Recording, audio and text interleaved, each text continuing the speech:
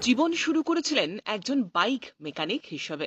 তবে খুব অল্প সময়ের মধ্যেই মেকানিক হিসেবে সাফল্য অর্জন করেন। তারপরে জীবনের লক্ষ্যটাকে একটু পরিবর্তন করে রীতিমতো স্টান্টের দিকে মনোনিবেশ শুরু করেন।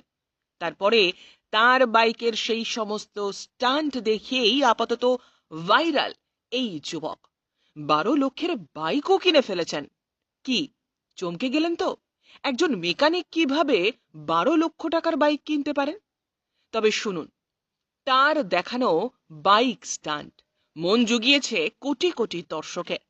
মার্জেল রাইডার এই প্রোফাইল থেকেই ফেসবুক, ইউটিউব, ইনস্টাগ্রামে অ্যাকাউন্ট খোলা, আর তারপরেই নিজের শেখা স্টান্টগুলি একে একে দেখানো। সেখান থেকেই আসে উপার্জনের রাস্তা, আর সেখান থেকেই আসে সাফল্য।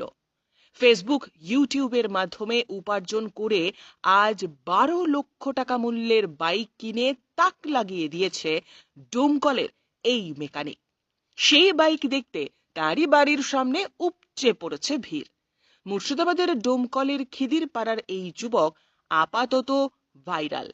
প্রথমে সেখানকারই মুক্তারপুর এলাকায় একটি গ্যারেজে মেকানিক হিসেবে কাজ শেখা শুরু করেন। তারপর আস্তে আস্তে গৌতম সরকারের সঙ্গে পরিচিতি এবং ঘনিষ্ঠতা বাড়তে থাকে। তার সাথে ছিল নিজের অধ্যাবসায় এবং ইচ্ছে শক্তি, যার উপর ভর করে আজ এলো এই সাফল্য। নিজের প্রচেষ্টায় এই সাফল্য অর্জন করে স্বাভাবিকভাবেই খুশি ডোমকলের এই যুবক।